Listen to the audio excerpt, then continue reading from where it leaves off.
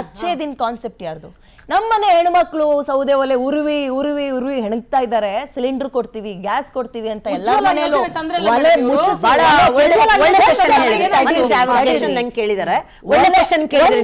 ಒಲೆನು ಕೆಡವಿ ಸಿಲಿಂಡರ್ ತಂದಿಟ್ಟು ಈಗ 20 ರೂಪಾಯಿ 30 ರೂಪಾಯಿ 50 ರೂಪಾಯಿ ಅಂತ ಏರಿಕೆ ಮಾಡಿದ್ರೆ ಎಲ್ಲಿಗ್ರಿ? ಹೆಣ್ಮಕ್ಳನ್ನ ಉಳಿಸ್ತಾ ಇದ್ದೀರಾ? ಮನೆಯವ್ರನ್ನ ಬದುಕಕ್ ಬಿಡ್ತಾ ಇದ್ದೀರಾ ನೀವು ಬಡವ್ರನ್ನ? ಒಂದು ಮಾತಿಲ್ಲಿ ಸ್ಪಷ್ಟವಾಗಿ ಹೇಳ್ತೀನಿ. ನೀವು ಇವಾಗ ಉಜ್ವಲ ಯೋಜನೆ ಬಗ್ಗೆ ಹೇಳಿದ್ರಿ. ಉಜ್ವಲ ಯೋಜನೆ ಈಗಲೂ ಕೂಡ ತಗೊಂಡವರಿಗೆ 642 ರೂಪಾಯಿ ಪ್ಲಸ್ 300 ರೂಪಾಯಿ ಅಂತ ಇದ್ದದ್ದು ನಾವು 642. ಈಗಲೂ ಒಂದು ಸೆಕೆಂಡ್ ಇರಿ, ಗ್ಯಾಸ್ ಬಗ್ಗೆ ನಾವು ಮಾತಾಡ್ತಿದೀವಿ. ತುಂಬಾ ಇಂಪಾರ್ಟೆಂಟ್ ವಿಷಯ. ನಾನು ಈ ವಾಹಿನಿ ನೋಡುವ ವೀಕ್ಷಕರು ಇದನ್ನು ಗಮನಿಸ್ತಾರೆ ಅಂದ್ಕೊಂಡಿದ್ದೀನಿ. 915 ಇದ್ದದ್ದು ನಾವು ಎಲ್ಲರೂ ಕೂಡ 950 ರೂಪಾಯಿ ಗ್ಯಾಸಿಗೆ ಕೊಟ್ಟು ಎಲ್ರಿಗೂ ರೂಢಿ ಅಂತ ಅನ್ಕೊಂಡಿದ್ದೀನಿ ನಾನು. ಈಗಲೂ ಆಗಿರೋದು 942. ಹೌದು, ಬೆಲೆ ಏರಿಕೆ ಜಾಸ್ತಿ ಆಗಿದೆ. ಬೇಕು ಅಂತ ಮಾಡಿಲ್ಲ ನರೇಂದ್ರ ಮೋದಿ ಅವರು ಅಂತ ಅನ್ನೋದು ಎಲ್ರಿಗೂ ಸ್ಪಷ್ಟವಾಗಿದೆ. ಕಾಂಗ್ರೆಸ್ ಪಕ್ಷಕ್ಕೆ ಇದು ಅರ್ಥ ಆಗಕ್ ಕಷ್ಟ ಆಗ್ತಿದೆ. ಯಾಕಂದ್ರೆ ಅವ್ರು ವಿರೋಧ ಪಕ್ಷದಲ್ಲಿದ್ದಾರೆ, ವಿರೋಧ ಮಾಡ್ಲೇಬೇಕು. ಕಾಂಗ್ರೆಸ್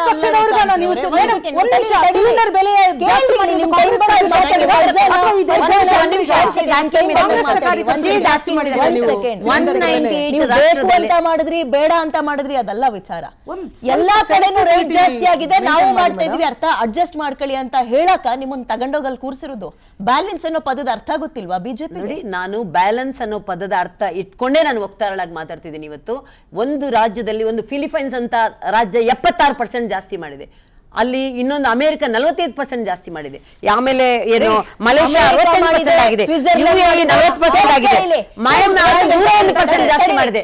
ಆದರೆ ಇಡೀ ದೇಶದ ರಾಷ್ಟ್ರವ್ಯಾಪಿ ಬಿಕ್ಕಟ್ಟಿರುವಾಗ, ಕ್ರೈಸಿಸ್ ಇರುವಾಗ ರಾಜ್ಯ ಕೂಡ ಕೈ ಜೋಡಿಸಬೇಕು. ಹೆದರ್ತಾ ಇದ್ದೀರಾ? ಖಂಡಿತ ಇಲ್ಲ. ಫಿಲಿಪೈನ್ಸ್ ಮಾಡಿದೆ, ಲಂಡನ್ ಮಾಡಿದೆ, US ಮಾಡಿದೆ. ಬೇಡ ರೀ, ನನ್ ಭಾರತದಲ್ಲಿ ನನ್ ಕತೆ ಹೇಳ್ರಿ. ಅದನ್ನೇ ಹೇಳ್ತಾ ಇದ್ದೀನಿ. 101% ಮ್ಯಾಮ್ನವ್ರು ಮಾಡಿದೆ. ನಾವು ಯಾವಾಗ ಚೆನ್ನಾಗಿರುತ್ತೆ ಪಾಕಿಸ್ತಾನಕ್ಕೆ ಬಾಂಗ್ಲಾದೇಶ ಹೋಲಿಸ್ತಾ ಇಲ್ಲ. ಒಂದು ಜಾಸ್ತಿ ಅಂದಾಗ ಅಮೆರಿಕದಲ್ಲಿ ಹಿಂಗಿದೆ, ಸ್ವಿಟ್ಜರ್ಲೆಂಡ್ ಅಲ್ಲಿ ಹಿಂಗಿದೆ, ನಾನು ಭಾರತದಲ್ಲಿ ನನ್ ಕತೆ ಹೇಳ್ರಿ. ಎಲ್ಲಿಂದ ತರೋಣ? ಅಂತಾರಾಷ್ಟ್ರೀಯ ಮಟ್ಟದ, ಜಾಗತಿಕ ಮಟ್ಟದ ಕ್ರೈಸಿಸ್ ಬಂದಾಗ. ಹೌದು, ಅಮೆರಿಕದಲ್ಲಿ ಸಂಬಳ ಎಷ್ಟಿದೆ ರೀ? ಬೇಡ, ಬೇರೆ ಮನೆ ಕೆಲಸದವ್ರು ಬೇಡ, ನಮ್ಗಳಿದೆ ತಗೋಣ. ಒಬ್ಬ ಜರ್ನಲಿಸ್ಟ್ ಸಂಬಳ ಎಷ್ಟಿದ್ರೆ? ಕನಿಷ್ಠ ಅಂದ್ರೆ 25 ರಿಂದ 30 ಲಕ್ಷ. ನಮಗೆ ಕೊಡ್ತಾ ಇದೀರೇನ್ರಿ ಅಲ್ಲಿ? ನೋಡಿ, ನಾವ್ ಹೆಂಗ್ರಿ ಅಡ್ಜಸ್ಟ್ ಮಾಡ್ಕೊಳ್ಳೋಣ? ಕತೆ ಗೊತ್ತೇನ್ರಿ ನಿಮಗೆ? ನೋಡಿ, ಬಡವರು ಕಷ್ಟ ಇದೆ, ನಾವು ಅದನ್ನ ಹೇಳ್ತಾ ಇಲ್ಲ. ಆದ್ರೆ ಯಾಕೋಸ್ಕರ ಈ ತರ ಆಗಿದೆ ಅನ್ನೋದನ್ನ ಎಲ್ಲರೂ ಅರ್ಥ ಮಾಡ್ಕೋತಾರೆ. ಯುದ್ಧ ನಡೀತಾ ಇರೋದು ಕಾಣಿಸ್ತಾ ಇಲ್ಲ. ನಾವೇನು ಬೇಕು ಅಂತ ಮಾಡ್ತಾ ಇದೀವ? ಅಂತಾರಾಷ್ಟ್ರೀಯ ಮಟ್ಟದ ಕ್ರೈಸಿಸ್ ನಡೆಯುವಾಗ ಭಾರತದಲ್ಲೇನು ಬಾಂಗ್ಲಾದೇಶ ಸಿಗಲ್ಲ ಇದು ಭಾರತದಲ್ಲಿ. ನಾವು ಹೇಳ್ತಾ ಇರೋದು ಮಾಡಿಸ್ತಾ ಇದ್ದೀರಾ, ಬಿಡ್ತಾ ಇದ್ದೀರಾ ಪ್ರಚಾರ ವಿಚಾರ ಅಲ್ಲ. ನಿಮ್ಗೆ ಕೂರ್ಸಿರೋದು ಏನಕ್ಕೆ? ಮ್ಯಾನೇಜ್ ಮಾಡಿ ಅಂತ. ಅಲ್ಲಾಗ್ತಾ ಇದೆ, ರೈಟ್ ತಗೊಂಡು ಹೈಕ್ ಮಾಡಿ ಅಂತ ಕೂರ್ಸಿರೋದು.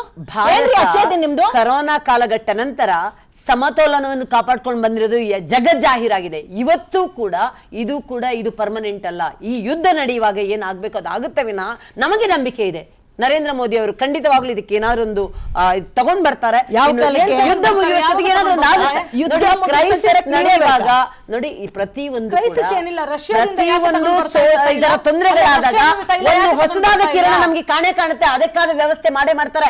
ನಮ್ಮದೇ ದೇಶದಲ್ಲಿ ನಮ್ಮ ಕೊರೋನಾ ಬಂದಾಗ ನಾವು ಹೇಗೆ ನಾವು ವ್ಯಾಕ್ಸಿನ್ ಅನ್ನು ರೆಡಿ ಮಾಡಿ ಕಂಡುಹುಡುಕಿ ಬೇರೆ ಕಡೆ ಕಳಿಸಿದ್ವಿ, ಅದೇ ತರ ಗ್ಯಾಸ್ ದಿನ ಬಿಟ್ಟು ದಿನ ಏರಿಕೆ ಮಾಡ್ತೀರಿ, ಪೆಟ್ರೋಲ್ ಡೀಸೆಲ್ ದಿನ ಬಿಟ್ಟು ದಿನ ಏರಿಕೆ ಮಾಡ್ತೀರಿ. ಎಲ್ರಿ ಬದುಕಣ?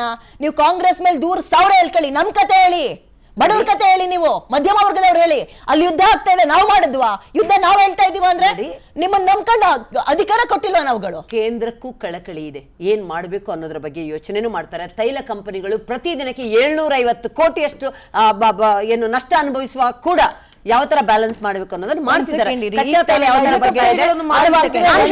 ರಾಜ್ಯದಲ್ಲಿ ಏನ್ ಸೆಸ್ ಇದೆ ಅದನ್ನೊಂಚೂರು ರಾಜ್ಯಗಳು ಕಮ್ಮಿ ಮಾಡಿದ್ರೆ ಕೇಂದ್ರ ಕೈ ಜೋಡಿಸಬೇಕಾಗುತ್ತೆ. ವಿರೋಧ ಪಕ್ಷವಾಗಿ ವಿರೋಧ ಮಾಡ್ಲೇಬೇಕು ಅಂತ ಏನು ಮಾಡಕ್ಕಾಗಲ್ಲ. ಹೌದು, ನಡೀತಾ ಇರೋ ವಾಸ್ತವ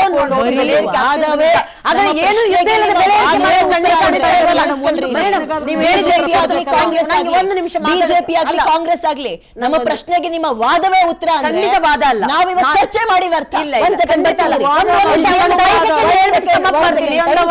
ಇಲ್ಲದೆ ಸಮಯದಲ್ಲಿ ನಾವು ವಿತಂಡವಾದ ಮಾಡ್ತಾ ಇಲ್ಲ. ಯುದ್ಧ ಇಲ್ಲದ ಸಮಯದಲ್ಲಿ ಮೆಟ್ರೋದಲ್ಲಿ 71% ಜಾಸ್ತಿ ಮಾಡಿದೀವಿ. ಈ ಏನು ನಾವು ರಿಜಿಸ್ಟ್ರೇಷನ್ ಮಾಡುವಂತದ್ದು 200% ಜಾಸ್ತಿ ಮಾಡಿದೀವಿ. ಎಲ್ಲವನ್ನು ದ್ವಿಗುಣ ಮಾಡಿದ್ವಿ ಯುದ್ಧ ಇಲ್ಲದ ಸಮಯದಲ್ಲಿ. ಹಾಲಿನ ಬೆಲೆ ಇರ್ಬೋದು 4 ರೂಪಾಯಿ ಜಾಸ್ತಿ ಮಾಡಿದ್ರು. ನೀವೆಷ್ಟು ಜಾಸ್ತಿ ಮಾಡಿದಿರಿ ಅಂಡ್ ಅವರೆಷ್ಟು ಅವ್ರು ಏನ್ ಜಾಸ್ತಿ ಮಾಡಿದಾರೆ ಅಂತ ಹೇಳ್ಬೇಡಿ. ನೀವ್ ಯಾಕೆ ಕಡಿಮೆ ಮಾಡ್ತಲ್ಲ ಅದಕ್ಕೆ ಉತ್ತರ ಕೊಡಿ. ಬರ್ತೀನಿ. ಕೇಂದ್ರದಿಂದ 10 ರೂಪಾಯಿನ ಕಮ್ಮಿ ಮಾಡಿದಾರೆ ತಾನೆ, ಇಲ್ಲಿ ಯಾಕೆ ಕಮ್ಮಿ ಮಾಡ್ತಾರೆ? ಯುದ್ಧದ ಸಮಯ ಅಂತ ನಾನು ಹೇಳ್ತಾ ಇರೋದು. ಅಂತಾರಾಷ್ಟ್ರೀಯ ಮಟ್ಟದಲ್ಲಿ ಒಂದ್ ಸೆಕೆಂಡ್ LPG ವಿತರಕರ ಒಕ್ಕೂಟದಿಂದ LG ಕುಮಾರ್ ಅವರು ಅಲ್ಲಿಯ ಕಾರ್ಯದರ್ಶಿ ಭಾಗಿಯಾಗಿದ್ದಾರೆ. ನಮಸ್ತೆ ಸರ್, ಕಾರ್ಯಕ್ರಮಕ್ಕೆ ಸ್ವಾಗತ. ಅವ್ರನ್ನ ಕೇಳಿದ್ರು ಇವ್ರ ಮೇಲೆ, ಇವ್ರನ್ನ ಕೇಳಿದ್ರು ಅವ್ರ ಮೇಲೆ. ಹೇಳಿ ಸರ್, ಎಲ್ಲಿ ತನಕ ಈ ಬಿಕ್ಕಟ್ಟನ್ನ ಜನಸಾಮಾನ್ಯಗಳಾದ ನಾನು ಎದುರಿಸ್ಬೇಕು, ಬಡವರ್ಗದವ್ರು ಎದುರಿಸ್ಬೇಕು? ಈಗ ಬಿಕ್ಕಟ್ಟಿನ ಪರಿಸ್ಥಿತಿ ಇದೆ, ನಾವಿಲ್ಲ ಅಂತ ಹೇಳ್ತಿಲ್ಲ. ಆದರೆ ಮಿಡ್ಲ್ ಈಸ್ಟಿಂದ ಬರೋವಂಥದ್ದು ಅಂದರೆ ಕ್ರೂಡ್ ಆಯಿಲ್ ಆಗಿರ್ಬೋದು ಅಥವಾ LPG ಆಗಿರ್ಬೋದು, ಈಗ ಸರ್ಕಾರ ಏನು ಮಾಡ್ತಾ ಇದೆ, ಅಮೆರಿಕ, ನೈಜೀರಿಯಾ ಮತ್ತು ಅಲ್ಜೀರಿಯಿಂದ ತೊಗೊಂಬರ್ತಾ ಇದೆ. ಈಗ ಅಂದರೆ 30 to 35 ಡೇಸ್ ಬೇಕು ಟರ್ನ್ ಅರೌಂಡ್. ಮೊದಲಿಗೆ ಒಂದು ಶಿಪ್ ಹೋಗಬೇಕು ಸ್ಟೇಟ್ ಆಫ್ ಹಾರ್ಮೋಸ್ ಅಂತಂದರೆ 5 to 7 ಡೇಸಲ್ಲಿ ಬರ್ತಾ ಇತ್ತು. ಈಗ ಹೋಗಲಿಕ್ಕೆ ಬರೋದಕ್ಕೆ 30 to 35 ಡೇಸ್ ಆಗ್ತಾ ಇದೆ. ಅಂದರೆ ಲಾಜಿಸ್ಟಿಕ್ಸ್ ಪಾಯಿಂಟಿಂದ ನೋಡೋಕೋಯ್ತು ಅಂತಂದರೆ ತುಂಬ ದುಡ್ಡು ಖರ್ಚಾಗುತ್ತೆ. ಈಗ ಮೇಡಮ್ ಅವರು ಹೇಳ್ತಾ ಇದ್ರು ತುಂಬ ದುಡ್ಡು ಖರ್ಚಾಗ್ತಿದೆ, ಆಯಿಲ್ ಕಂಪನಿಗೆ ನಷ್ಟ ಆಗ್ತಿದೆ. ಹೌದು, ನಷ್ಟ ಆಗ್ತಿದೆ. ಬಟ್ ಮೇಡಮ್, ನಾನು ಏನು ಹೇಳಬೇಕು ಅಂತಂದರೆ, ಈಗ ನೀವು ಹೇಳ್ತಿದ್ರಿ ಸೆಸ್ ಅಂತ ಹೇಳ್ತಾ ಇದ್ರಿ. ಡ್ಯೂರಿಂಗ್ ಮನಮೋಹನ್ ಸಿಂಗ್ ಕಾಂಗ್ರೆಸ್ ಗೌರ್ಮೆಂಟ್ ಇರಬೇಕಾದ್ರೆ price buildup of LPG, price buildup of petrol, ಡೀಸೆಲ್ನ ನೀಟಾಗಿ ಬರ್ತಾ ಇತ್ತು. ಅಂದರೆ ಸ್ಟೇಟ್ ಇಷ್ಟು ಮತ್ತು ಇಂಪೋರ್ಟ್ ಡ್ಯೂಟಿ ಇಷ್ಟು, ಟ್ಯಾಕ್ಸಸ್ ಇಷ್ಟು ಅಂತೆಲ್ಲ ಇತ್ತು. ಇವಾಗ ಒಂದು 15 ವರ್ಷದಿಂದ ನೀವು ನೋಡೋಕೆ ಹೋಯ್ತು ಅಂತಂದರೆ ಅದು ನಿಮ್ಗೆ ಯಾವುದೇ RTIಯಲ್ಲಿ ಅಥವಾ ನಿಮಗೆ ಯಾವುದೇ ಒಂದು ವೆಬ್ಸೈಟಲ್ಲೂ ಸಿಗ್ತಾ ಇಲ್ಲ. ಈಗ ನೀವು ಹೇಳ್ತೀರಾ ಸೆಸ್ ಎಷ್ಟು ಕಮ್ಮಿ ಮಾಡಬೇಕು, ರಾಜ್ಯ ಸರ್ಕಾರದ ಸೆಸ್ ಎಷ್ಟು ಕಮ್ಮಿ ಮಾಡಬೇಕು? 24 ರೂಪೀಸ್ ಚಾರ್ಜ್ ಮಾಡ್ತಿದ್ದಾರೆ. ಯಾವ್ದ್ರ ಮೇಲೆ? ಇದು ನಿಮ್ಮ ಹತ್ರ ಡೇಟಾ ಕಚ್ಚಾ ತೈಲ 55 ರೂಪಾಯಿ ನನ್ನ ಹತ್ರ ಇದೆ. ಇರೋದನ್ನ ನಾನು ಕೇಳ್ತಾ ಇದ್ದೀನಿ, ಇರೋದನ್ನೇ ಕೊಡ್ತೀನಿ ನಾನು. ಕಚ್ಚಾ ತೈಲ 55 ರೂಪಾಯಿ ಇದೆ. ಉತ್ಪಾದನಾ ವೆಚ್ಚ ಏನು ಸಾಗಾಣಿಕಾ ಮತ್ತು ಇದು ವೆಚ್ಚ 7 ರೂಪಾಯಿ ಇದೆ. ಕೇಂದ್ರ ಸರ್ಕಾರ 12 ರೂಪಾಯಿ ಚಾರ್ಜ್ ಮಾಡ್ತಾ ಇದೆ. ಅದರಲ್ಲೂ ಈಗ 10 ರೂಪಾಯಿ ಕಮ್ಮಿ ಮಾಡಿದ್ದಾರೆ. ಆಮೇಲೆ ರಾಜ್ಯ ಸರ್ಕಾರ ಇದನ್ನ ನಾನು ಪೆಟ್ರೋಲ್ ಇದ್ರ ಬಗ್ಗೆ 106 ರೂಪಾಯಿ ಏನಾಗಿದೆ ಪೆಟ್ರೋಲ್ ಬಗ್ಗೆ ನಾನು ಮಾತಾಡಿದೆ. 55 ಅಲ್ಲ, ಎರಡು ಒಂದೇ. ನಾನು ಹೇಳುದು ಗ್ಯಾಸ್ ಪೆಟ್ರೋಲ್ ಎರಡು ಜಾಸ್ತಿ ಆಗ್ತಾ ಇದ್ದ ಬಗ್ಗೆ ನಾನೊಂದು ಮಾತು ಮಧ್ಯದಲ್ಲಿ ಇದು ಮಾಡಿದೆ, ಸಾರಿ. 55 ರೂಪಾಯಿ ಕಚ್ಚಾ ತೈಲ ಇರುವಾಗ 8 ರೂಪಾಯಿ ಉತ್ಪಾದನಾ ಏನಾದ್ರು ಮಾಡೋದು ವೆಚ್ಚ ಆಗುತ್ತೆ. ಆಮೇಲೆ 7 ರೂಪಾಯಿ ಸಾಗಾಣಿಕಾ ಮತ್ತೆ ಡೀಲರ್ ಪ್ರೈಸ್ ಆಗುತ್ತೆ. 12 ರೂಪಾಯಿ. 7 ರೂಪಾಯಿ ಇಲ್ಲ, ಪೆಟ್ರೋಲ್ ಡೀಸೆಲ್ 7 ರೂಪಾಯಿ ಇಲ್ಲ. ಯಾಕಂದ್ರೆ ಪೆಟ್ರೋಲ್ ಡೀಸೆಲ್ 3.5 ಇಂದ 4 ರೂಪಾಯಿ. ಇಲ್ಲ, ಅದರಲ್ಲಿ ಸಾಗಾಣಿಕೆ ಮತ್ತು ಟೋಟಲ್ ಸಾಗಾಣಿಕೆ ವೆಚ್ಚ ಮತ್ತೆ ಅದು 7 ರೂಪಾಯಿ ಆಗುತ್ತೆ. ಕೇಂದ್ರ ಸರ್ಕಾರ 12 ರೂಪಾಯಿ 10 ರೂಪಾಯಿ ಕಮ್ಮಿ ಮಾಡಿದೆ ಆಲ್ರೆಡಿ. ರಾಜ್ಯ ಸರ್ಕಾರ 24 ರೂಪಾಯಿ, ಟೋಟಲ್ 106 ಅಂತ ಇದ್ದದ್ದು. ಇದು ಬಂದು ಪೆಟ್ರೋಲ್ ಇದ್ದು. ನಾನು ಹೇಳ್ತಾ ಇರೋದು ರಾಜ್ಯ ಸರ್ಕಾರ ಕೇಂದ್ರ ಸರ್ಕಾರಕ್ಕಿಂತ 1 ಡಬಲ್ ಮಾಡ್ತಾ ಇದೆ. ಹೌದು, ಇಲ್ಲಿ ಖರ್ಚಿದೆ, ನಾನು ಇಲ್ಲ ಅಂತ ಹೇಳ್ತಾ ಇಲ್ಲ. ಇಂಥ ಕ್ರೈಸಿಸ್ ಸಂದರ್ಭದಲ್ಲಿ ಅವರು ಒಂದು 10 ರೂಪಾಯಿ ಕಮ್ಮಿ ಮಾಡಿದ್ರೆ ಎಷ್ಟೋ ಒಂದು ಕಮ್ಮಿ ಮಾಡಿದ್ರೆ, ಅದು ಅಲ್ಲದೆ ಇದೇನ್ ಜಾಸ್ತಿ ಮಾಡಿದಾರಲ್ಲ, ಅವರಿಗೆ ಬರುವಂತ ಇನ್ಕಮ್ ಅಲ್ಲಿ ಕೂಡ ಜಾಸ್ತಿ ಆಗುತ್ತೆ. ಅವರಿಗೆ ಆ ಇನ್ಕಮ್ ಅಲ್ಲಿ ಬಿಡಬಹುದಲ್ಲ, ಅವರು ಅವ್ರಿಗೆ ಏನ್ ಇನ್ಕಮ್ ಬರುತ್ತೆ ಆಲ್ಮೋಸ್ಟ್ ಸರಿಸುಮಾರು ಒಂದು 5,000 ಕೋಟಿ ಎಕ್ಸ್ಟ್ರಾ ಇನ್ಕಮ್ ಆಗುತ್ತೆ ಜಾಸ್ತಿ ಆಗಿರೋದು ಪೆಟ್ರೋಲ್ ಅಲ್ಲಿ. ಆ ಇನ್ಕಮ್ ಅಲ್ಲಿ ಅದನ್ನ ಬಿಡಬಹುದಲ್ವಾ? ಕೇಂದ್ರ ಸರ್ಕಾರ ಈ ಸಮಯದಲ್ಲಿ ಕೈ ಜೋಡಿಸಬಾರ್ದಂತ ಬಿಡಬಹುದಾ ಸರ್? ಹಾಗೆ ರಾಜ್ಯ ಸರ್ಕಾರಕ್ಕೆ ಬಿಟ್ಟಿರೋದು, ಅದನ್ನ ನಾನು ಇದು ಮಾಡಕ್ ಆಗೋದಿಲ್ಲ.